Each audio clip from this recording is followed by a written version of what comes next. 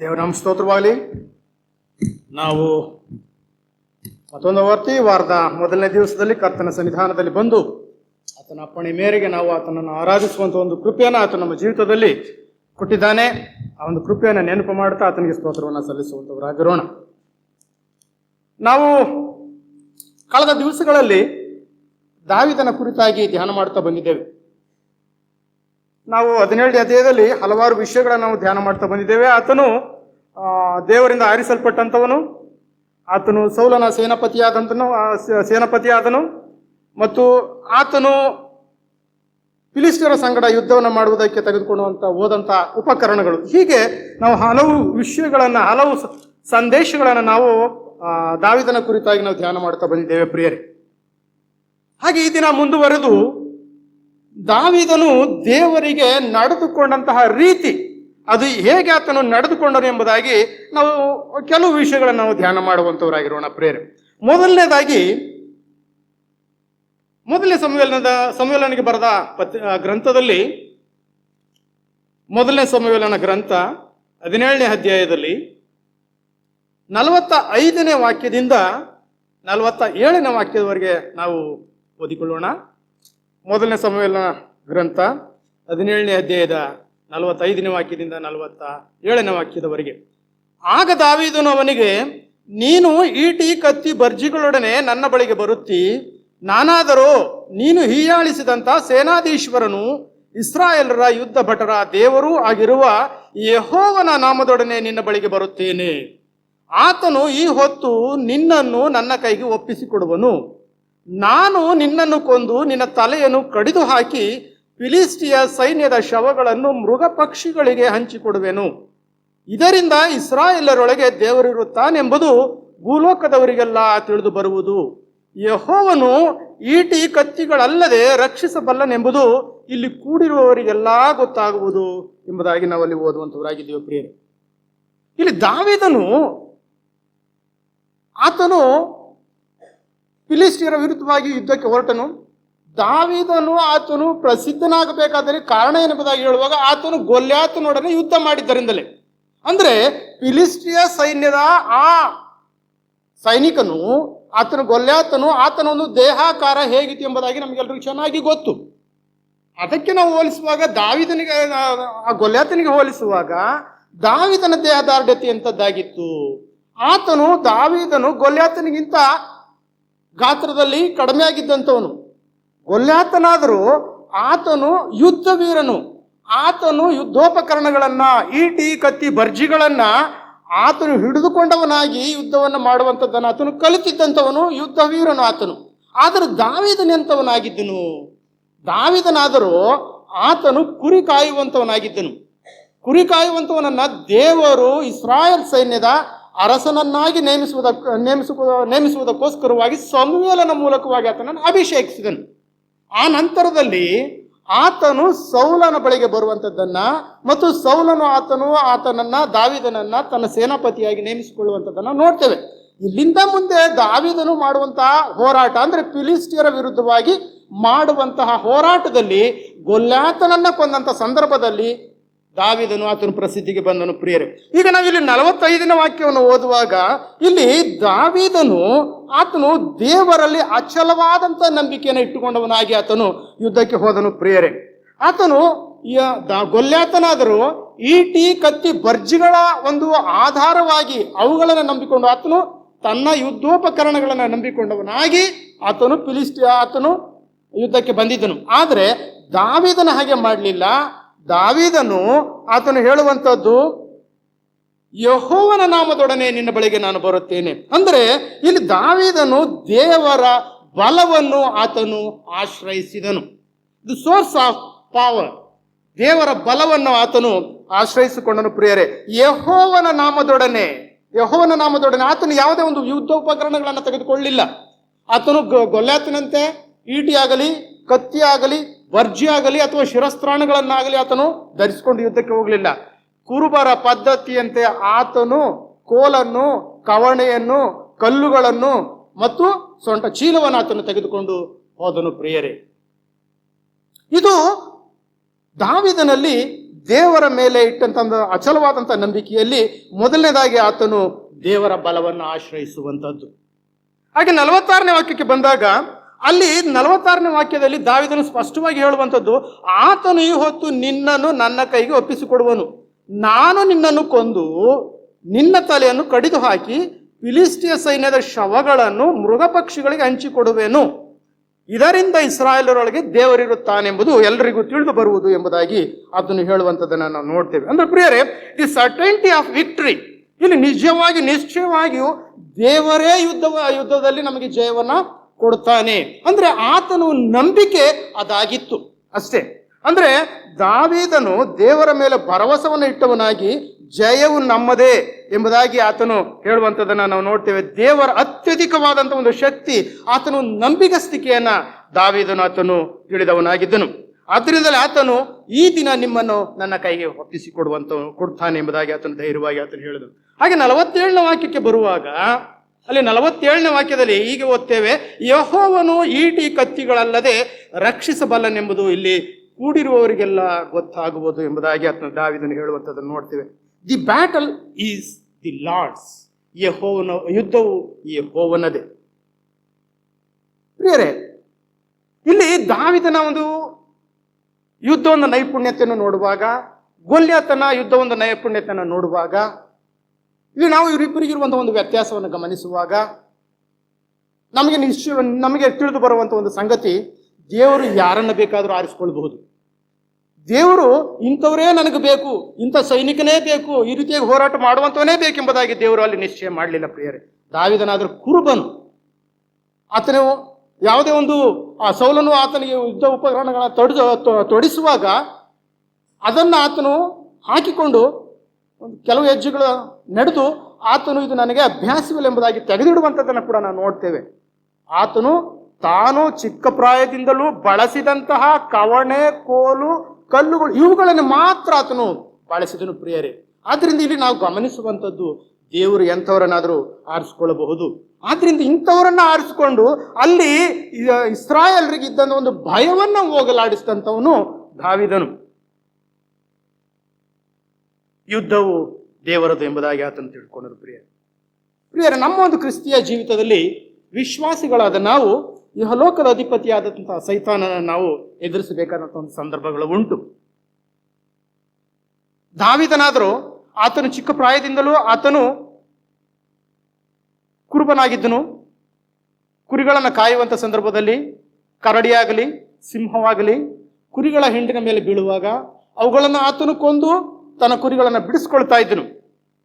ಆದ್ದರಿಂದಲೇ ಆತನು 23ನೇ ಕೀರ್ತನೆಯಲ್ಲಿ ಆತನು ಬರೆಯುವಂಥವನಾಗಿದ್ದಾನೆ, ಆತನು ನಾನು ಕಾರ್ಗತ್ತಿಲನ್ನು ಕಣಿವೆಯಲ್ಲಿ ನಡೆಯುವಾಗ ನೀನು ಹತ್ತಿರವಿರುವುದರಿಂದ ನಾನು ಕೇಡಿಗೆ ಹೆದರೇನು, ನಿನ್ನ ದೊಣ್ಣೆಯು ನಿನ್ನ ಕೋಲು ನನಗೆ ಧೈರ್ಯವನ್ನು ಕೊಡುತ್ತದೆ ಎಂಬುದಾಗಿ ಆತನು ಹೇಳುವಂಥವನಾಗಿದೆ. ಅದು ಪ್ರಿಯರೇ, ಇಲ್ಲಿ ದಾವೀದನ ಒಂದು ಧೈರ್ಯ, ದಾವೀದನ ಒಂದು ನಂಬಿಕೆ ಅದು ಇದಾಗಿತ್ತು. ಪ್ರಿಯರೇ, ನನ್ನ ಕರ್ತನು ನನ್ನನ್ನು ನಡೆಸುವಂಥವನಾಗಿದ್ದಾನೆ, ನನ್ನನ್ನು ರಕ್ಷಿಸುವಂಥವನಾಗಿದ್ದಾನೆ, ನನ್ನನ್ನು ಕಾಯುವಂಥವನಾಗಿದ್ದಾನೆ ಎಂಬುದಾಗಿ ಆತನು ತಿಳಿದುಕೊಂಡಿದ್ದನು. ಪ್ರಿಯರೇ, ಆತನು ಕರಡಿಗ ಬಾಯಿಗೆ ಕೊಡಲಿಲ್ಲ ದಾವೀದನನ್ನ, ಅಥವಾ ಸಿಂಹಗಳ ಬಾಯಿಗೆ ಕೊಡಲಿಲ್ಲ, ಬದಲಾಗಿ ಸಿಂಹ ಮತ್ತು ಕರಡಿಯನ್ನು ಆತನು ಕೊಂದು ತನ್ನ ಕುರಿಗಳನ್ನು ಆತನು ಕಾಯ್ದುಕೊಳ್ಳುತ್ತಾ ಇದ್ದನು.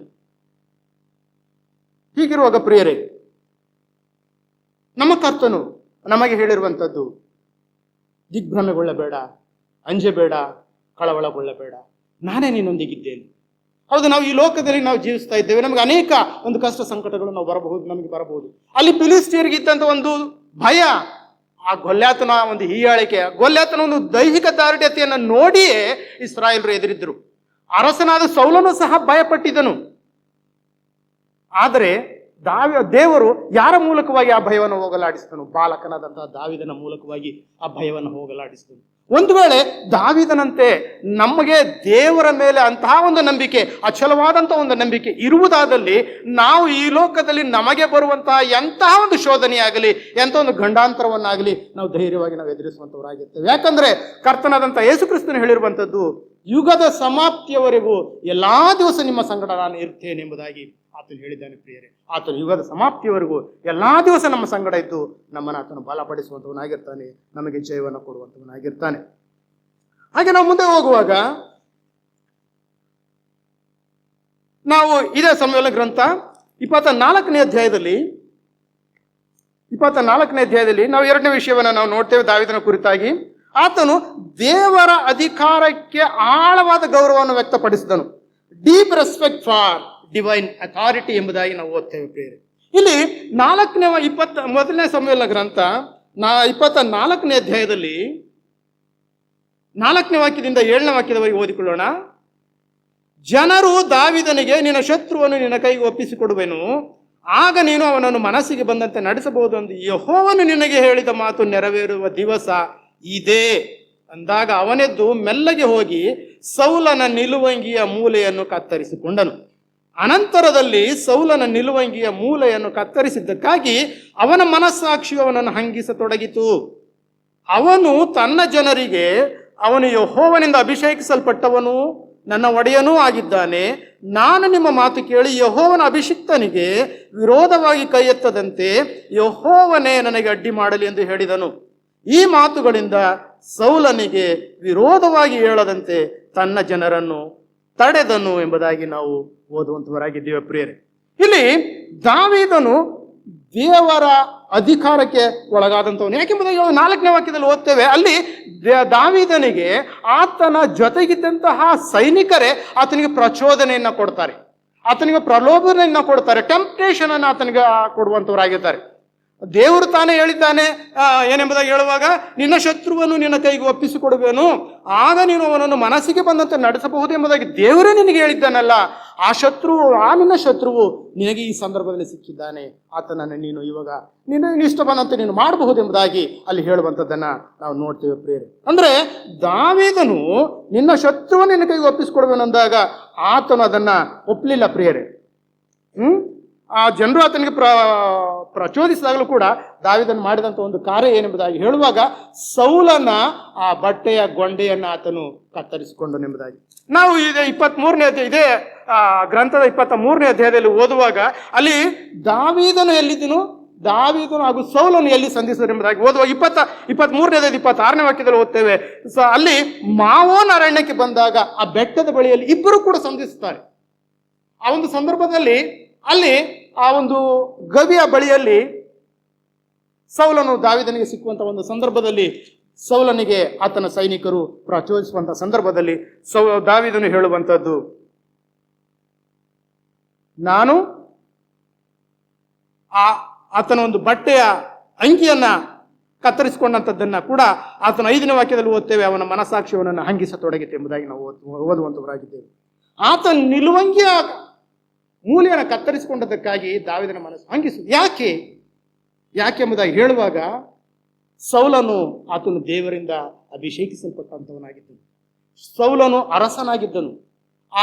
ಆತನ ಅಂಗಿಯ ಮೂಲೆಯನ್ನು ಕತ್ತರಿಸಿಕೊಂಡಂಥದ್ದು ಆ ಅರಸನಿಗೆ ಅಗೌರವವನ್ನ ತೋರಿಸಿದಂತೆ.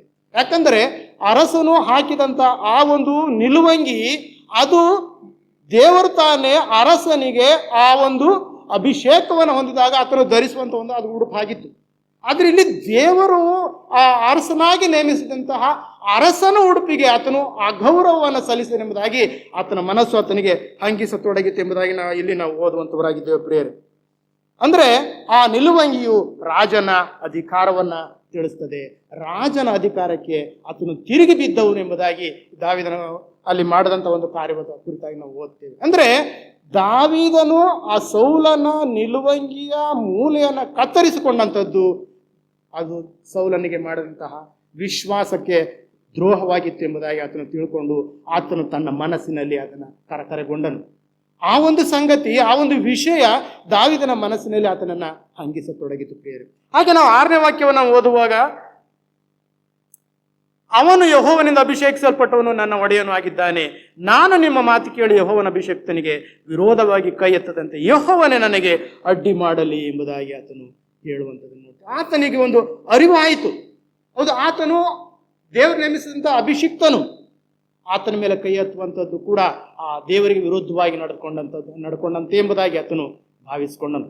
ಈ ಕಾರಣದಿಂದಲೇ ಆತನೇ ಹೇಳುವಂಥದ್ದು, ದೇವರೇ ನನಗೆ ಅಡ್ಡಿಪಡಿಸಲಿ ಎಂಬುದಾಗಿ ಆತನು ಹೇಳುವಂತವನಾಗಿದ್ದಾನೆ ಪ್ರಿಯರೇ. ಇಲ್ಲಿ ದಾವೀದನು ಸೌಲನನ್ನ ಕುರಿತು ಆತನು ತಿಳ್ಕೊಂಡಂಥದ್ದು, ಆತನಿಗೆ ನಾನು ಶತ್ರುವಾಗಿದ್ದರು ಆತನು ನನಗೆ ಇನ್ನೂ ಕೂಡ ಅರಸನಾಗಿದ್ದಾನೆ ಎಂಬಂತ ಒಂದು ಮನವರಿಕೆ ಅಲ್ಲಿ ದಾವೀದನಿಗೆ ಉಂಟಾಯಿತು. ಯಾಕಂದ್ರೆ ಸೌಲನು ದಾವೀದನನ್ನ ಕೊಲ್ಲುವುದಕ್ಕೋಸ್ಕರವಾಗಿ ಆತನು ಅಲ್ಲಿಗೆ ಬರುವಂಥದ್ದನ್ನು ನೋಡ್ತೇವೆ. ಏಂಗೆದಿಯ ಗುಹೆಯಲ್ಲಿ ದಾವೀದನ ಬಳಿಗೆ ಬರುವಂಥದ್ದನ್ನು ನೋಡ್ತೇವೆ. ಮಾವೋನ ಅರಣ್ಯದಲ್ಲಿ ಆತನು ಹುಡುಕುತ್ತಾ ಸಂಧಿಸುವಂಥ ಸಂದರ್ಭದಲ್ಲಿ ಒಂದು ವೇಳೆ ದಾವೀದನು ಸಿಕ್ಕಿದ್ದಲ್ಲಿ ದಾವೀದನನ್ನು ಆತನು ಕೊಲ್ಲುತ್ತಾ ಇದ್ದನು. ಆದರೆ ದಾವೀದನ ಮನಸ್ಸು ಅಂಗಿಸಿದ್ದರಿಂದ ಆತನು ಯಾವ ಒಂದು ಅರಿವನ್ನು ಪಡ್ಕೊಂಡನೆಂಬುದಾಗಿ ಹೇಳುವಾಗ, ನನಗೆ ಆತನು ನನಗೆ ಶತ್ರುವಾಗಿದ್ದರು, ಆತನು ನನಗೆ ಇನ್ನೂ ಅರಸನಾಗಿದ್ದಾನೆ ಎಂಬಂತ ಅರಿವನ್ನು ಆತನು ಪಡ್ಕೊಂಡನು ಪ್ರಿಯರೇ. ಹಾಗೆ ನಾವು 7ನೇ ವಾಕ್ಯವನ್ನು ನೋಡುವಾಗ, ಈ ಮಾತುಗಳನ್ನು ಸೌಲನಿಗೆ ವಿರೋಧವಾಗಿ ಹೇಳದಂತೆ ತನ್ನ ಜನರನ್ನು ತಡೆದನು ಎಂಬುದಾಗಿ ನೋಡ್ತೇವೆ. ಇಲ್ಲಿ ಆತನು ಸಂಯಮದಿಂದ ನಡೆದುಕೊಂಡನು. He was waiting for his time. ದೇವರ ಒಂದು ಅವಕಾಶಕ್ಕೋಸ್ಕರವಾಗಿ ಆತನು ಕಾಯುವಂಥವನಾಗಿದ್ದನು ಪ್ರಿಯರೇ. ಇಲ್ಲಿ ದಾವೀದನ ಕುರಿತಾಗಿ ನೋಡುವಾಗ, ಈ ವಾಕ್ಯಗಳನ್ನು ಓದುವಾಗ ದೇವರ ಅಧಿಕಾರವನ್ನು ಗೌರವಿಸುವಂಥದ್ದು ಮತ್ತು ದೇವರ ಸಮಯವನ್ನು ಆತನು ಭರವಸೆಯಿಂದ ಕಾಯ್ದಿರುವಂಥದ್ದನ್ನು ನಮಗೆ ತಿಳಿಸುವಂಥದ್ದಾಗಿದೆ ಪ್ರಿಯರೇ. ನಾವು ಅನೇಕ ಸಾರಿ ಏನು ಮಾಡ್ತೇವೆ, ದೇವರು ನಮಗೆ ಒದಗಿಸುವಿಕೆ ಆ ಒಂದು ಸಮಯವನ್ನು ಕೂಡ ಕಾಯದಂತಹ ಆತುರರಾಗಿ ನಾವು ಸ್ವಇಚ್ಛೆಯಿಂದ ಸ್ವಬುದ್ಧಿಯನ್ನು ಆತುಕೊಂಡವರಾಗಿ ನಾವು ನಮ್ಮ ಒಂದು ಕಾರ್ಯಗಳನ್ನು ಮಾಡುವಂಥವರಾಗಿರ್ತೇವೆ. ಆದ್ದರಿಂದ ನಾವು ವಿಫಲವಾಗುವಂಥ ಸಂದರ್ಭಗಳು ಸಹ ನಮಗುಂಟು. ಇಲ್ಲಿ ದಾವೀದನ ಕುರಿತಾಗಿ ನೋಡುವಾಗ ಆತನು ದೇವರ ಅಧಿಕಾರಕ್ಕೆ ಆತನು ಒಳಗಾದನು. ಸೌಲನು ಆತನಿಗೆ ಸಿಕ್ಕಿದಾಗಲೂ ಸಹ ಆತನು ದೇವರಿಂದ ಅಭಿಷೇಕಿಸಲ್ಪಟ್ಟವನು ಎಂಬುದಾಗಿ ತಿಳಿದು, ಆತನು ನನಗೆ ಅರಸನಾಗಿದ್ದಾನೆ ಎಂಬುದಾಗಿ ಸಹ ತಿಳಿದು, ಆತನಿಗೆ ಸಿಕ್ಕಂಥ ಅವಕಾಶವನ್ನು ಆತನಿಗೆ ಕೇಡು ಮಾಡಬೇಕೆಂದಿದ್ದಾಗಿಯೂ ಸಹ ಕೇಡು ಮಾಡದೆ ಆತನಿಗೆ ಕರುಣೆಯನ್ನು ಆತನು ತೋರಿಸುವಂಥದ್ದನ್ನು ನಾವು ನೋಡ್ತೇವೆ ಪ್ರಿಯರೇ. ದೇವರ ಒಂದು ಅಧಿಕಾರಕ್ಕೆ ಆಳವಾದಂಥ ಒಂದು ಗೌರವವನ್ನು ಕೊಟ್ಟನು. ನಾವು ರೋಮಾಪುರದವರಿಗೆ ಬರೆದ ಪತ್ರಿಕೆಯಲ್ಲಿ 13ನೇ ಅಧ್ಯಾಯದಲ್ಲಿ 1-2ನೇ ವಾಕ್ಯವನ್ನು ನೋಡುವಾಗ ಹೀಗೆ ಓದ್ತೇವೆ, ಪ್ರತಿ ಮನುಷ್ಯನು ತನ್ನ ಮೇಲಿರುವ ಅಧಿಕಾರಿಗಳಿಗೆ ಅಧೀನನಾಗಿರಲಿ, ಯಾಕಂದರೆ ದೇವರಿಂದ ಹೊರತು ಒಬ್ಬರಿಗೂ ಅಧಿಕಾರವಿರುವುದಿಲ್ಲ. ಇರುವ ಅಧಿಕಾರಿಗಳು ದೇವರಿಂದ ನೇಮಿಸಲ್ಪಟ್ಟವರು. ಆದ್ದರಿಂದ ಅಧಿಕಾರಕ್ಕೆ ಎದುರು ಬೀಳುವವನು ದೇವರ ನೇಮಕವನ್ನು ಎದುರಿಸ್ತಾನೆ, ಎದುರಿಸುವವರು ಶಿಕ್ಷೆಗೊಳಗಾಗುವರು ಎಂಬುದಾಗಿ ನಾವು ಓದುವಂತವರಾಗಿದ್ದೇವೆ. ಇಲ್ಲಿ ದಾವೀದನು ತಿಳ್ಕೊಂಡಂತಹ ಈ ಒಂದು ಸತ್ಯವು ಇದೇ ಆಗಿದೆ. ದಾವೀದನಿಗೆ ಆದಂತಹ ಅರಿವು ಇದೇ ಪ್ರಿಯರೇ. ಇಲ್ಲಿ ಆತನು ಹೇಳುವಂಥದ್ದು, ಅಧಿಕಾರಿಗಳು ದೇವರಿಂದ ನೇಮಿಸಲ್ಪಟ್ಟವರು, ಅಧಿಕಾರಕ್ಕೆ ಎದುರು ಬೀಳುವವನು ದೇವರ ನೇಮಕವನ್ನು ಎದುರಿಸುತ್ತಾನೆ. ಆದ್ದರಿಂದಲೇ ದಾವೀದನು ದೇವರ ನೇಮಕವನ್ನು ಎದುರಿಸಬಾರದು ಎಂಬ ಉದ್ದೇಶದಿಂದ ಆತನು ದೇವರ ಅಧಿಕಾರವನ್ನು ಆತನು ಗೌರವಿಸಿದನು. ಹಾಗೆ ನಾವು ಮುಂದೆ ನೋಡ್ತೇವೆ,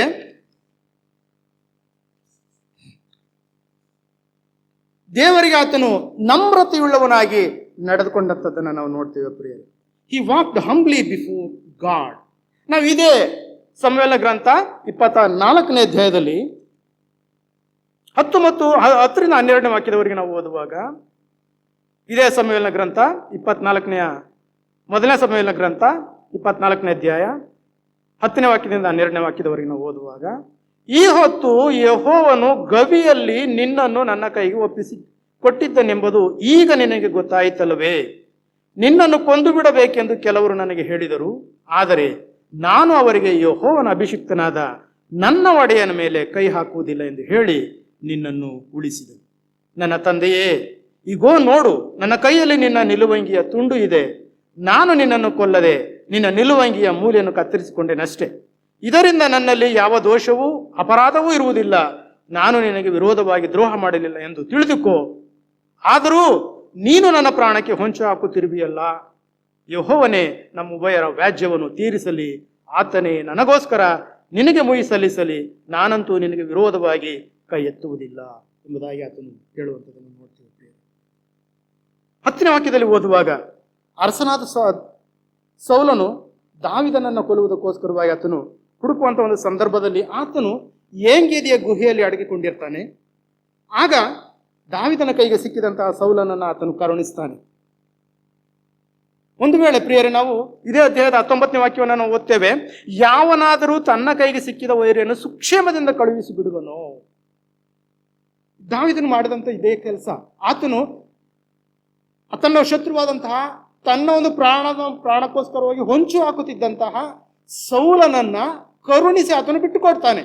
ಒಂದು ವೇಳೆ ಅದೇ ಸೌಲನಿಗೆ ದಾವೀದನು ಸಿಕ್ಕಿದ್ದಲ್ಲಿ ದಾವೀದನನ್ನು ಬಿಡ್ತಾ ಇದ್ದನ? ಇಲ್ಲ, ಆತನನ್ನು ಕೊಂದು ಬಿಡ್ತಾ ಇದ್ದ. ಆದರೆ ದಾವೀದನ ಹಾಗೆ ಮಾಡಲಿಲ್ಲ. ಆತನು ದೇವರ ಅಭಿಷಿಕ್ತನು, ಆತ ನನಗೆ ಅರಸನು ಎಂಬಂತ ಒಂದು ಅರಿವನ್ನು ಆತನು ಪಡ್ಕೊಂಡವನಾಗಿ, ಆತನು ನಮ್ರತೆಯುಳ್ಳವನಾಗಿ ಆತನು ನಡೆದುಕೊಂಡನು. ಪ್ರಿಯರೇ, ಕರುಣೆಯನ್ನು ತೋರಿಸಿದನು. The evidence of mercy. ಸೌಲನ ಕುರಿತಾಗಿ ಆತನು ಕರುಣೆಯನ್ನ ತೋರಿಸಿದನು. ಆತನಿಗೆ ಪ್ರಾಣದ ಕೇಡನ್ನು ಆತನು ಮಾಡಲಿಲ್ಲ. ಪ್ರಿಯರೇ, ಹಾಗೆ ನಾವು 11ನೇ ವಾಕ್ಯವನ್ನು ಓದುವಾಗ, ನನ್ನ ತಂದೆಯೇ, ಈಗೋ ನೋಡು, ನನ್ನ ಕೈಯಲ್ಲಿ ನಿನ್ನ ನಿಲುವಂಗಿಯ ತುಂಡು ಇದೆ. ನಾನು ನಿನ್ನನ್ನು ಕೊಲ್ಲದೆ ನಿಲುವಂಗಿಯ ಮೂಲೆಯನ್ನು ಕತ್ತರಿಸಿಕೊಂಡೇನಷ್ಟೇ. ಇದರಿಂದ ನನ್ನಲ್ಲಿ ಯಾವ ದೋಷವೂ ಅಪರಾಧವೂ ಇರುವುದಿಲ್ಲ. ನಾನು ನಿನಗೆ ವಿರೋಧವಾಗಿ ದ್ರೋಹ ಮಾಡಲಿಲ್ಲ ಎಂದು ತಿಳಿದುಕೋ. ಆದರೂ ನೀನು ನನ್ನ ಪ್ರಾಣಕ್ಕೆ ಹೊಂಚು ಹಾಕುತ್ತಿರುವೆಯಲ್ಲ. ಇಲ್ಲಿ ಪ್ರಿಯರೇ, ದಾವೀದನು ಯಾವ ಒಂದು ಕೇಡನ್ನು ಮಾಡಲಿಲ್ಲ. ಯಾಕೆಂಬುದಾಗಿ ಹೇಳುವಾಗ, ಆತನ ಹೃದಯದಲ್ಲಿ ಯಾವ ಒಂದು ದ್ವೇಷವೂ ಇರಲಿಲ್ಲ, ದೋಷವೂ ಇರಲಿಲ್ಲ, ಸೌಲನ ಮೇಲೆ ಮತ್ಸರವೂ ಸಹ ಇರಲಿಲ್ಲ.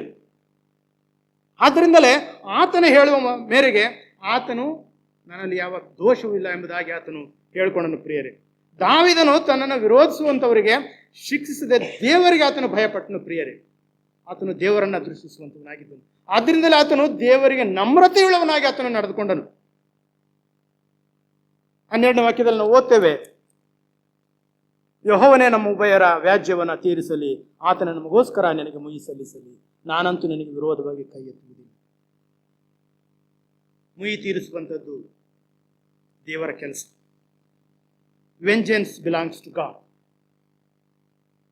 ಪ್ರಿಯರೇ, ಇಲ್ಲಿ ದಾವೀದನ ಕುರಿತಾಗಿ ನೋಡುವಾಗ ದಾವೀದನ ಒಂದು ಗುಣ, ದಾವೀದನು ದೇವರಿಗೆ ನಡ್ಕೊಂಡಂತಹ ರೀತಿ ಎಂಥದ್ದಾಗಿತ್ತು. ಆತನು ಕರುಣೆನ ತೋರಿಸಿದನು, ಆತನು ದೇವರಿಗೆ ಭಯಪಟ್ಟನು, ದೇವರಿಗೆ ನಮ್ರತೆಯುಳ್ಳವನಾಗಿ ನಡ್ಕೊಂಡನು, ಮತ್ತು ಆತನು ಮುಯಿ ತೀರಿಸುವುದಕ್ಕೆ ಆತನು ಮುಂದಾಗಲಿಲ್ಲ. ಒಂದು ವೇಳೆ ಪ್ರಿಯರೇ, ನಮಗೆ ಅಂತ ಒಂದು ಸಂದರ್ಭಗಳು ಸಿಕ್ಕಾಗ, ಸಾಧಾರಣವಾಗಿ ನಾವು ಮಾತನಾಡುವಾಗ ನಮ್ಮ ಮೈ ಮೇಲೆ ನಾವು ಒಂದು ಮಾತನ್ನು ಸಹ ನಾವು ಇಟ್ಕೊಳ್ಳೋದಿಲ್ಲ. ನಾವು ಅದನ್ನು ಅದನ್ನು ತೀರಿಸಿ ನಾವು ಆ ಮಾತನ್ನು ನಿಲ್ಲಿಸ್ತೇವೆ. ಆದರೆ ದಾವೀದನಾದರೂ ಹಾಗೆ ಮಾಡಲೇ, ತನ್ನ ಪ್ರಾಣಕ್ಕೆ ವಂಚು ಹಾಕುತ್ತಿದ್ದಂತಹ ಸೌಲನಿಗೆ ಆತನು ಕರುಣೆಯನ್ನು ತೋರಿಸಿ, ಯಾಕೆಂಬುದಾಗಿ ಹೇಳುವಾಗ ಆತನು ದೇವರಿಂದ ಅಭಿಷೇಕಿಸಲ್ಪಟ್ಟವನು. ಆದ್ರಿಂದ ನಾನು ಆತನ ಮೇಲೆ ಕೈ ಹಾಕುವಂಥದ್ದು, ಪಾಪ ಅಧಿಕಾರವನ್ನು ಕೊಟ್ಟಿರುವಂಥವನು ದೇವರೇ. ಆ ದೇವರ ಅಧಿಕಾರಕ್ಕೆ ಎದುರು ಬೀಳುವಂಥದ್ದು ದೇವರಿಗೆ ವಿರುದ್ಧವಾಗಿ ನಡ್ಕೊಂಡಂತೆ. ಇದು ದೇವರ ದಾವೀದನು ತಿಳ್ಕೊಂಡಂತ ಒಂದು ಸತ್ಯ. ಆ ಮೇರೆಗೆ ಸೌಲನು ಆತನು ದಾವೀದನಿಂದ ಆತನು ಯಾವ ಕೇಡಿಗೂ ಒಳಗಾಗಲಿಲ್ಲ. ಪ್ರಿಯರೇ, ಆತನು ಸುರಕ್ಷಿತನಾಗಿ ತನ್ನ ಸ್ಥಳಕ್ಕೆ ಹೋದನೆಂಬುದಾಗಿ ನಾವು ಓದ್ತೇವೆ. ಅಂದ್ರೆ ಇಲ್ಲಿ ದಾವೀದನು ದೇವರಿಗೆ ಬಹಳ ನಮ್ರತೆಯುಳ್ಳವನಾಗಿ ನಡೆದುಕೊಂಡನು. ದಾವೀದನು ನಮ್ಮ ಕರ್ತನಾದಂತಹ ಯೇಸು ಕ್ರಿಸ್ತನಿಗೆ ಆತನ ಛಾಯೆಯಾಗಿದ್ದಾನೆ. ಪ್ರಿಯ, ದಾವೀದನ ಒಂದು ಗುಣ ಸ್ವಭಾವಗಳನ್ನು ನೋಡುವಾಗ ದಾವೀದನಲ್ಲಿದ್ದಂಥ ಒಂದು ಸ್ವಭಾವ ಕೂಡ ನಮ್ಮ ಕರ್ತನಾದಂತಹ ಯೇಸು ಕ್ರಿಸ್ತನ ಒಂದು ಸ್ವಭಾವವನ್ನು ಅದು ಹೋಲುವಂಥದ್ದು. ಆತನು ಕೂಡ ನಮ್ಮ ಕರ್ತನಾದಂಥ ಯೇಸು ಕ್ರಿಸ್ತನು ಆತನು ತನ್ನ ತಂದೆಯಾದ ದೇವರಿಗೆ ನಮ್ರತೆಯುಳ್ಳವನಾಗಿ ಆತನು ಆತನು ತನ್ನ ತಂದೆಯಾದ ದೇವರಿಗೆ ಆತನು ತಗ್ಗಿಸಿಕೊಂಡನು. ಹಂಬಲ್ನೆಸ್, ಆತನ ಕರ್ತನಾದಂಥ ಯೇಸು ಕ್ರಿಸ್ತನ ಕುರಿತಾಗಿ ನೋಡುವಾಗ ಆತನ ಒಂದು ಹಂಬಲ್ನೆಸ್ ಅನ್ನು ನಾವು ನೋಡ್ತೇವೆ. ನಾವು ಆರಾಧನೆಯಲ್ಲಿ ಕೇಳ್ತಾ ಬಂದಂತೆ ಆತನ ನಮ್ರತೆಯು ಅದು ಸೇವೆಯನ್ನು ಮಾಡುವುದಕ್ಕೆ ಅದು ನಡೆಸ್ತದೆ. ನಾವು ಮತ್ತಾಯನ ಸುವಾರ್ತೆ 20ನೇ ಅಧ್ಯಾಯದ 28ನೇ ವಾಕ್ಯದಲ್ಲಿ ಓದ್ತೇವೆ, ನಾನು ಸೇವೆ ಮಾಡುವುದಕ್ಕೆ ಬರಲಿಲ್ಲ, ಸೇವೆ ಮಾಡಿಸಿಕೊಳ್ಳುವುದಕ್ಕೆ ಬರಲಿಲ್ಲ, ಸೇವೆ ಮಾಡುವುದಕ್ಕೂ ಅನೇಕರನ್ನ ಬಿಡಿಸಿಕೊಳ್ಳುವುದಕ್ಕೂ ಪ್ರಾಣವನ್ನು ಈಡುಕೊಡುವುದಕ್ಕೂ ಬಂದಿರುವುದಾಗಿ ಆತನು ಹೇಳುವಂಥದ್ದು ನಾನು ನೋಡ್ತೇವೆ. ಅಂದರೆ ಸೇವೆಯು, ನಮ್ರತೆಯು ಸೇವೆಗೆ ನಡೆಸ್ತದೆ. ಪ್ರಿಯರೇ, ಹಾಗೆ ನೋಡ್ತೇವೆ, ನಮ್ರತೆ ಅದು ತಗ್ಗಿಸಿಕೊಳ್ಳುವಿಕೆಯನ್ನು ಅದು ತಿಳಿಸ್ತದೆ. ಹೌದು, ದಾವೀದನು ಆತನಿಗೆ ಸಿಕ್ಕಿದಂಥ ಒಂದು ಅವಕಾಶವನ್ನ ಆತನು ಉಪಯೋಗಿಸ್ಕೊಳ್ಳಿಲ್ಲ. ಆತನು ತನ್ನ ಆ ಒಂದು ಕಾರ್ಯವನ್ನು ದೇವರಿಗೆ ವಹಿಸಿದನು. ಆದರೆ ನಮ್ಮ ಕರ್ತನಾದಂಥ ಯೇಸು ಕ್ರಿಸ್ತನು ಸಹ ಆತನಿಗೆ ನಿಂದಿಸಿದರು, ಅವಮಾನಿಸಿದರು, ಉಗುಳಿದರು, ಆತನ ಒಂದು ಗಡ್ಡದ ಕೂದಲನ್ನು ಕಿತ್ತರು, ಅಪಹಾಸ್ಯವನ್ನು ಮಾಡಿದ್ರು. ಆದರೂ ಕೂಡ ಆತನು ಏನು ಮಾಡಿದನು, ತನ್ನ ಎಲ್ಲಾ ಕಾರ್ಯಗಳನ್ನ ನ್ಯಾಯವಾಗಿ ತೀರ್ಪು ಮಾಡುವ ಆತನ ಕೈಗೆ ಆತನು ತನ್ನ ಒಪ್ಪಿಸಿಕೊಟ್ಟನು. ಪ್ರಿಯರೇ, ಮೊದಲ ಪೇತ್ರನ ಪತ್ರಿಕೆ 2ನೇ ಅಧ್ಯಾಯದ 23ನೇ ವಾಕ್ಯದಲ್ಲಿ ನೋಡುವಾಗ ಆತನು ತನ್ನ ಎಲ್ಲಾ ಕಾರ್ಯಗಳನ್ನ ನ್ಯಾಯವಾಗಿ ತೀರ್ಪು ಮಾಡುವ ಆತನ ಕೈಗೆ ಒಪ್ಪಿಸಿಕೊಟ್ಟನು ಎಂಬುದಾಗಿ ನಾವು ಓದ್ತೇವೆ. ಹಾಗೆ ನಾವು ಓದ್ತೇವೆ, ನಮ್ರತೆಯು ಕೃಪೆಗೆ ನಡೆಸ್ತದೆ ಎಂಬುದಾಗಿ. ಇಲ್ಲಿ ಯಾಕೋಬನ ಪತ್ರಿಕೆ 4ನೇ ಅಧ್ಯಾಯದ 6ನೇ ವಾಕ್ಯದಲ್ಲಿ ನೋಡುವಾಗ, ದೀನರಿಗಾದರೂ ಕೃಪೆಯನ್ನ ಅನುಗ್ರಹಿಸ್ತಾನೆ. ಆತನು ತನ್ನ ದೇವರಿಗೆ ತನ್ನ ತಂದೆಯಾದ ದೇವರಿಗೆ ಆತನು ದೀನನಾದನು. ಆತನಿಗೆ ದೀನನಾದ್ದರಿಂದಲೇ ತಂದೆಯಾದ ದೇವರು ದಾವೀದನ ಒಂದು ಅರಸುತನವನ್ನ ಶಾಶ್ವತಗೊಳಿಸಿದನು. ಅದರಂತೆ ನಮ್ಮ ಕರ್ತನಾದಂಥ ಯೇಸು ಕ್ರಿಸ್ತನು ಕೂಡ ಆತನು ತನ್ನನ್ನು ದೀನನಾಗಿ ತನ್ನ ತಂದೆಯಾದ ದೇವರಿಗೆ ಸಮರ್ಪಣೆ ಮಾಡಿಕೊಂಡಿದ್ದರಿಂದಲೇ ಆತನು ತಂದೆಯಾದ ದೇವರು ಆತನನ್ನು ಎಲ್ಲಾ ಹೆಸರುಗಳಿಗಿಂತ ಶ್ರೇಷ್ಠವಾದಂತಹ ಹೆಸರುಗಳನ್ನು ಆತನಿಗೆ ಕೊಟ್ಟು ಸ್ವರ್ಗ ಮರ್ತ್ಯ ಪಾತಾಳಗಳಲ್ಲಿರುವವರು ಆತನ ಪಾದಕ್ಕೆ ಅಡ್ಡ ಬಿದ್ದು ಆತನಿಗೆ ಸ್ತೋತ್ರವನ್ನ ಘನವನ್ನ ಸಲ್ಲಿಸುವಂತ ಒಂದು ಸ್ಥಾನಕ್ಕೆ, ಅಂತ ಒಂದು ಉನ್ನತ ಸ್ಥಾನಕ್ಕೆ ಕರ್ತನಾದಂಥ ಯೇಸು ಕ್ರಿಸ್ತನನ್ನು ಆತನು ಏರಿಸ್ತೇನೆ ಎಂಬುದಾಗಿ ನಾವು ಓದುವಂತಾಗಿದ್ದೇವೆ. ಇಲ್ಲಿ ದಾವೀದನು ಕರ್ತನಾದಂಥ ಯೇಸು ಕ್ರಿಸ್ತನ ಛಾಯೆ. ದಾವೀದನ ಒಂದು ಸ್ವಭಾವ ಅಂದ್ರೆ ದಾವೀದನು ದೇವರಿಗೆ ನಡ್ಕೊಂಡಂತ ರೀತಿ, ಆತನು ದೇವರಿಗೆ ನಮ್ರತೆಯುಳ್ಳವನಾಗಿ ನಡ್ಕೊಂಡ. ಕರ್ತನಾದಂಥ ಯೇಸು ಕ್ರಿಸ್ತನು ಕೂಡ ತನ್ನ ತಂದೆಯಾದಂತಹ ದೇವರಿಗೆ ಆತನು ವಿಧೇಯನಾದನು, ನಮ್ರತೆಯುಳ್ಳವನಾಗಿ ನಡ್ಕೊಂಡ. ಹಾಗೆ ನಮ್ರತೆಯು ಮತ್ತೊಬ್ಬನು ಶ್ರೇಷ್ಠನೆಂದು ಎಣಿಸುವಂಥದ್ದನ್ನ ಅದು ತಿಳಿಸ್ತದೆ ಪ್ರಿಯರು. ನಾವು ಫಿಲಿಪ್ಪಿ ಪತ್ರಿಕೆ 2ನೇ ಅಧ್ಯಾಯದ 3ನೇ ವಾಕ್ಯದಲ್ಲಿ ಓದ್ತೇವೆ, ನನಗಿಂತ ಮತ್ತೊಬ್ಬನು ಶ್ರೇಷ್ಠನೆಂಬುದಾಗಿ ಎಣಿಸಿರಿ ಎಂಬುದಾಗಿ ಪೌಲನು ಬರೆಯುವಂಥದ್ದನ್ನು ನಾವು ನೋಡ್ತೇವೆ. ಇಲ್ಲಿ ದಾವೀದನು ಆತನು ಸೌಲನನ್ನೇ ಆತನು ನನ್ನ ಅರಸನೆಂಬುದಾಗಿ ಆತನು ಹೇಳ್ತಾ ಇದ್ದಾನೆ. ಒಂದು ಸೌಲನಾದರೂ ಆತನು ದಾವೀದನನ್ನು ಕೊಲ್ಲುವುದಕ್ಕೋಸ್ಕರವಾಗಿ ಆತನು ಹೊಂಚಾಗ್ತಾ ಇದ್ದಾನೆ. ಆದರೆ ದಾವೀದನ ಹಾಗೆ ಮಾಡಲಿಲ್ಲ. ಆತನು ಈತನೇ ನನ್ನ ಅರಸನು, ಆತನು ನನ್ನನ್ನು ಕೊಲ್ಲುವುದಕ್ಕೆ ಬಂದಾಗಿಯೂ ಸಹ ಆತನು ನನಗೆ ಅರಸನಾಗಿದ್ದಾನೆ ಎಂಬುದಾಗಿ ಆತನು ತಿಳ್ಕೊಳ್ಳುವಂಥದ್ದನ್ನು ನೋಡ್ತೇವೆ. ಕರ್ತನಾದಂಥ ಯೇಸು ಕ್ರಿಸ್ತನು ಆ ಒಂದು ಗುಣ ಸ್ವಭಾವನ ನಾವು ಕಾಣ್ತೇವೆ. ಈ ಒಂದು ಸಂದರ್ಭದಲ್ಲಿ ಪ್ರಿಯರೇ, ನಾವು ನಮ್ಮ ಒಂದು ಜೀವಿತದಲ್ಲಿ ನಾವು ಮತ್ತೊಬ್ಬರನ್ನು ನಾವು ಶ್ರೇಷ್ಠನೆಂಬುದಾಗಿ ನಾವು ಭಾವಿಸುವಂಥ ಒಂದು ಸ್ವಭಾವ ನಮಗುಂಟು. ನಮ್ಮನ್ನು ನಾವು ಪರೀಕ್ಷೆ ಮಾಡಿಕೊಳ್ಳೋಣ ಪ್ರಿಯರೇ. ನಮ್ಮ ಕರ್ತನಾದ ಯೇಸು ಕ್ರಿಸ್ತನು ಆತನು ತನ್ನ ತಂದೆಯಾದ ದೇವರಿಗೆ ಆತನು ದೀನನಾಗಿ ಆತನು ನೇಮಿಸಿದ ಎಲ್ಲಾ ಕಾರ್ಯಗಳನ್ನು ಆತನು ನಿಷ್ಠೆಯಿಂದ ಮಾಡಿ ಪೂರೈಸಿದ್ದರಿಂದಲೇ ದೇವರು ಆತನನ್ನು ಮರಣದಿಂದ ಎಬ್ಬಿಸಿ ಆತನ ಉನ್ನತ ಸ್ಥಾನಕ್ಕೆ ಆತನು ಏರಿಸಿದ್ದಾನೆ ಪ್ರಿಯರೇ. ಅದೇ ರೀತಿಯಾಗಿ ನಾವು ಒಂದು ವೇಳೆ ದೇವರ ಮುಂದೆ ನಮ್ಮನ್ನು ಕೂಡ ನಾವು ತಗ್ಗಿಸಿಕೊಂಡವರಾಗಿ ದೀನರಾಗಿ ನಡೆಯುವಾಗ ಆತ ನಮ್ಮನ್ನು ಉದ್ಧರಿಸುವಂಥವನಾಗಿರ್ತಾನೆ, ನಮ್ಮನ್ನು ಆಶೀರ್ವದಿಸುವಂಥವನಾಗಿರ್ತಾನೆ ಪ್ರಿಯರೇ. ನಾವು ಎರಡನೇ ಸಮುವೇಲನ ಗ್ರಂಥ 7ನೇ ಅಧ್ಯಾಯದಲ್ಲಿ ಹೀಗೆ ಓದ್ತೇವೆ, ಅನಂತರ ದಾವೀದನು ಹೋಗಿ ಯೆಹೋವನ ಸನ್ನಿಧಿಯಲ್ಲಿ ಕೂತುಕೊಂಡು, ಕರ್ತನೇ ಯೆಹೋವನೇ, ನಾನೆಷ್ಟರವನು, ನನ್ನ ಮನೆಯಷ್ಟರದು, ನೀನು ನನ್ನನ್ನು ಇಲ್ಲಿವರೆಗೂ ಕರೆತಂದಿಯಲ್ಲ ಎಂಬುದಾಗಿ ಆತನು ಹೇಳುವ. ಇಲ್ಲಿ ದಾವೀದನು ಈ ಒಂದು ಮಾತನ್ನು ಹೇಳುವಾಗ ಆತನು ನನ್ನ ಅರಸುತನವನ್ನ ನಾವು ಮುಂದೆ ಓದ್ತೇವೆ 19ನೇ ವಾಕ್ಯದಲ್ಲಿ, ಇದು ಸಾಲದೆಂದು ಎಣಿಸಿ ನಿನ್ನ ಸೇವಕನ ಬಹುದೂರದ ಸಂತಾನದ ವಿಷಯದಲ್ಲಿ ವಾಗ್ದಾನ ಮಾಡಿದೆ ಎಂಬುದಾಗಿ ಆತನು ಹೇಳುವಂಥವನಾಗಿದ್ದಾನೆ. ಆತನ ಒಂದು ಅರಸುತನವನ್ನ ಆತನು ಶಾಶ್ವತಗೊಳಿಸಿದನು ದೇವರು. ಆದ್ದರಿಂದಲೇ ಆತನು, ಸ್ವಾಮಿ, ನಾನು ಕುರಿ ಕಾಯ್ತಿದ್ದಂತಹ ಇಂಥವನಾದ ನನ್ನನ್ನು ಈ ಮಹಾಜನಾಂಗವನ್ನ ಆಳುವಂತ ಅರಸನನ್ನಾಗಿ ನೀನು ಮಾಡಿದೆಯಲ್ಲ, ನನಗೆ ಎಲ್ಲಾ ಆಶೀರ್ವಾದಗಳನ್ನು ನೀನು ದಯಪಾಲಿಸಿದೆಯಲ್ಲ ಎಂಬುದಾಗಿ ಆತನು ದೇವರ ಮುಂದೆ ಆತನು ಈ ರೀತಿಯಾಗಿ ಭಿನ್ನಯಿಸುವಂಥವನಾಗಿದ್ದಾನೆ. ನಾನು ಎಷ್ಟವನು, ನನ್ನ ಮನೆ ಎಷ್ಟು, ಇಂಥವನಾದ ನನ್ನನ್ನು ಇಲ್ಲಿವರೆಗೂ ಕರೆತಂದಿಯಲ್ಲ. ಪ್ರಿಯರೇ, ಒಂದು ವೇಳೆ ನಾವು ಕೂಡ ಕರ್ತನಿಗೆ ಅಧೀನರಾಗಿ ನಾವು ಕೂಡ ದೇವರಿಗೆ ನಮ್ರತೆಯುಳ್ಳವರಾಗಿ ಕರ್ತನಿಗೆ ನಮ್ರತೆಯುಳ್ಳವರಾಗಿ ನಡೆಯುವಾಗ ಕರ್ತನ ಮನೆ ಇಷ್ಟ ಇದೆ ಆಶೀರ್ವದಿಸುವಂತ. ಅದರಿಂದ ನಮ್ಮನ್ನು ನಾವು ಪರೀಕ್ಷಿಸಿಕೊಂಡವರಾಗಿ ಒಂದು ವೇಳೆ ನಾವು ನಮ್ಮ ದೇವರಿಗೆ ನಮ್ಮ ಕರ್ತನಿಗೆ ನಾವು ಅವಿಧೇಯರಾಗಿ ನಡೆಯುತ್ತಾ ಇದ್ದಲ್ಲಿ ನಮ್ಮನ್ನು ನಾವು ಕ್ರಮಪಡಿಸಿಕೊಳ್ಳೋಣ. ಕರ್ತನ ಒಂದು ಆಶೀರ್ವಾದವನ್ನು ನಾವು ಹೊಂದಬೇಕಾದಲ್ಲಿ ಕರ್ತನ ಮುಂದೆ ನಮ್ಮನ್ನು ನಾವು ತಗ್ಗಿಸಿಕೊಳ್ಳಬೇಕು. ಅದಕ್ಕೆ ಮಾದರಿ ನಮ್ಮ ಕರ್ತನಾದಂಥ ಯೇಸು ಕ್ರಿಸ್ತನು ತಾನೆ. ಆತನು ತನ್ನ ತಂದೆಯಾದ ದೇವರಿಗೆ ತಗ್ಗಿಸಿಕೊಂಡನು. ಆತನ ಎಲ್ಲಾ ಹೆಸರುಗಳಿಂದ ಶ್ರೇಷ್ಠವಾದಂತಹ ಹೆಸರನ್ನ ಹೊಂದಿದನು. ದಾವೀದನು ಹೇಳುವ ಮೇರೆಗೆ ನಾನು ಎಷ್ಟವನು, ನನ್ನ ಮನೆ ಎಷ್ಟು. ನಮ್ಮ ಒಂದು ಪೂರ್ವ ಸ್ಥಿತಿ ಎಂಥದ್ದಾಗಿತ್ತು. ಇಂಥವರಾದ ನಮ್ಮನ್ನು ಆತನು ಆರಿಸಿಕೊಂಡು ಆ ಪರಲೋಕದ ನಿತ್ಯ ಜೀವದ ಒಂದು ಸೌಭಾಗ್ಯಕ್ಕೆ ನಮ್ಮನ್ನು ನಡೆಸಿದ್ದಾನೆ. ನನ್ನ ಪುತ್ರರು, ನನ್ನ ಮಕ್ಕಳು ಎಂಬುದಾಗಿಯೂ ಪರಲೋಕ ಸಂಸ್ಥಾನದವರು ಎಂಬುದಾಗಿಯೂ ಆತ ನಮ್ಮನ್ನು ಪರಿಗಣಿಸಿರುವಾಗ ನಮ್ಮ ಒಂದು ಹೃದಯದಿಂದ ಇವಂತ ಒಂದು ಮಾತು ಬರಬಹುದು ಪ್ರಿಯರೇ, ನಾನು ಎಷ್ಟವನು, ನನ್ನ ಮನೆ ಎಷ್ಟವನು, ನನ್ನನ್ನು ಇಲ್ಲಿವರೆಗೂ ಕರೆತಂದಿದ್ದಿ ಎಂಬುದಾಗಿ ನಾವು ಹೇಳುವಂಥ ಒಂದು ಮನಸ್ಥಿತಿಯನ್ನು ನಾವು ಹೊಂದಿದ್ದೇವೆ ಪ್ರಿಯರೇ. ನಮ್ಮನ್ನು ಪರೀಕ್ಷೆ ಮಾಡಿ. ನಾವು ಈ ಲೋಕದಲ್ಲಿ ನಾವು ಜೀವಿಸ್ತಾ ಇದ್ದೇವೆ.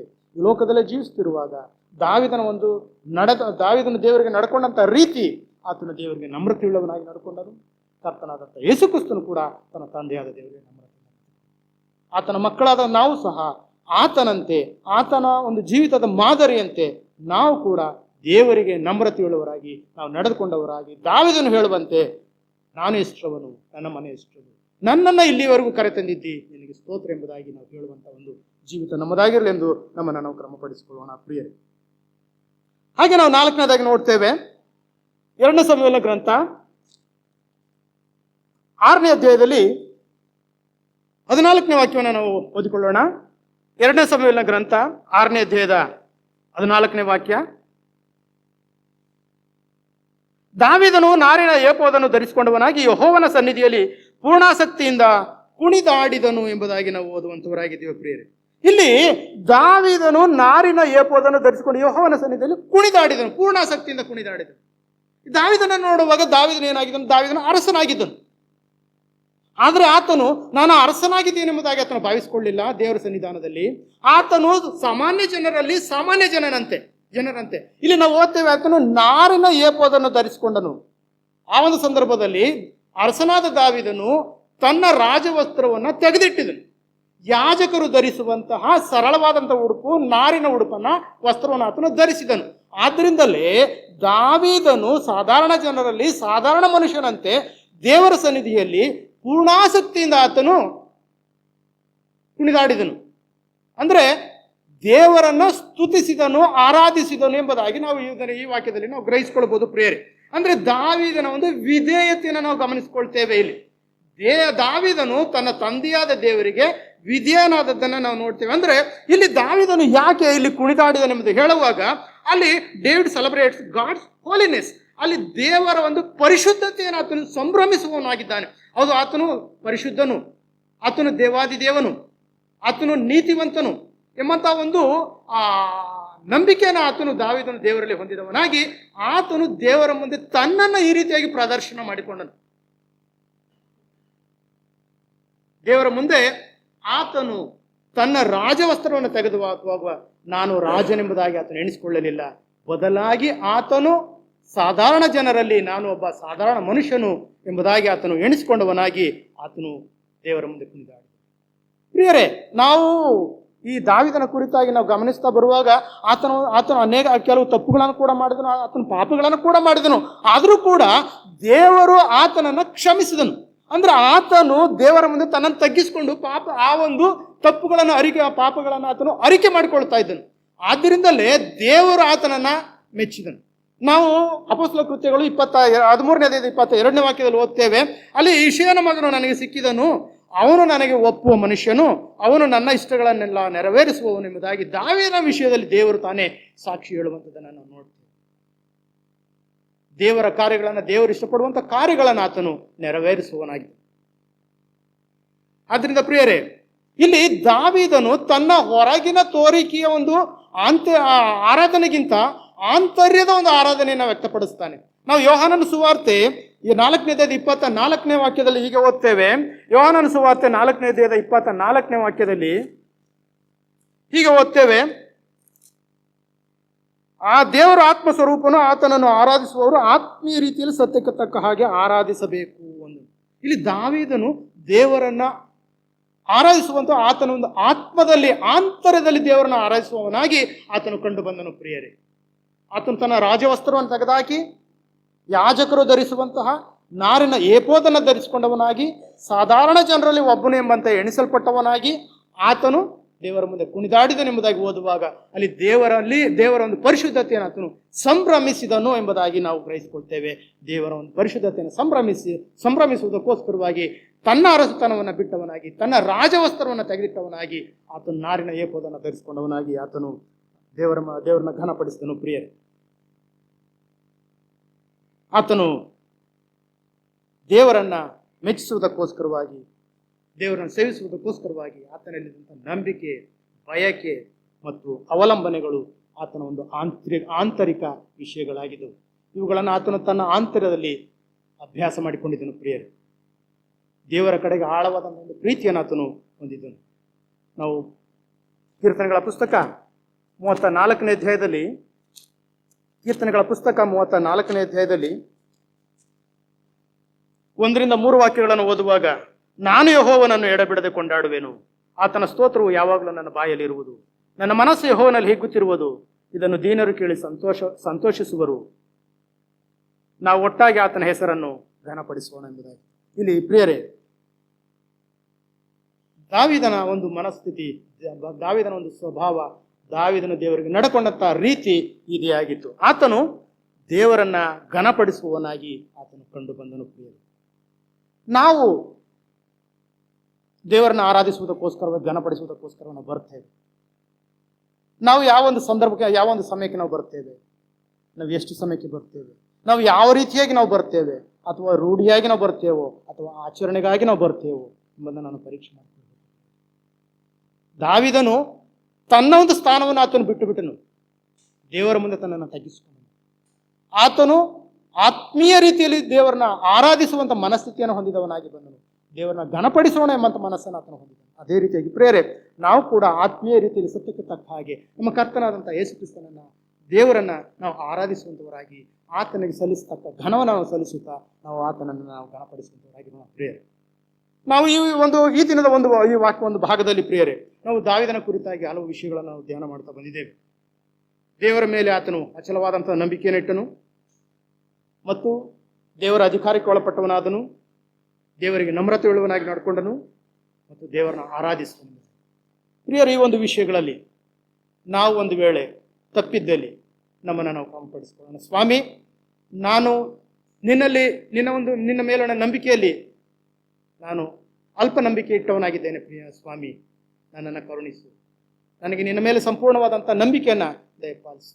ನಿನ್ನ ವಾಗ್ದಾನಗಳನ್ನು, ನಿನ್ನ ನಂಬಿಗಸ್ತಿಕೆಯನ್ನು ನಾನು ಭದ್ರವಾಗಿ ಹಿಡ್ಕೊಂಡವನಾಗಿ ಈ ಲೋಕದಲ್ಲಿ ನಾನು ನಿನ್ನ ಮಗನಾಗಿ ಮಗಳಾಗಿ ಜೀವಿಸಲಿಕ್ಕಾಗುವಂತೆ ಸಹಾಯಿಸು. ನಿನ್ನ ಅಧಿಕಾರಕ್ಕೆ ನಾನು ಒಳಪಡ್ತೇನೆ. ನಿನಗೆ ನಾನು ನಮ್ರತೆಯುಳ್ಳವನಾಗಿ, ವಿಧೇಯಳಾಗಿ ನಾನು ನಡೆದುಕೊಳ್ತೇನೆ ಮತ್ತು ನಿನ್ನನ್ನೇ ಸಂಪೂರ್ಣ ಹೃದಯದಿಂದ ಆರಾಧಿಸ್ತೇನೆ, ನಿನ್ನ ಉಪಕಾರಗಳನ್ನು ಸ್ಮರಿಸ್ತೇನೆ ಎಂಬಂಥ ಒಂದು ದೃಢ ನಿಲುವು, ದೃಢ ನಿಶ್ಚಯ ನಮ್ಮದಾಗಿರಲಿ ಪ್ರಿಯರೇ. ಈ ರೀತಿಯಾಗಿ ಆಗ್ಲಿಕ್ಕಾಗುವಾಗೆ ದೇವರು ತಾನು ನಮಗೆ ನಡೆಸಲಿ. ದೇವರು ತಾನೇ ವಾಕ್ಯಗಳನ್ನು ನಮಗೆ ಆಶೀರ್ವದಿಸಲಿ.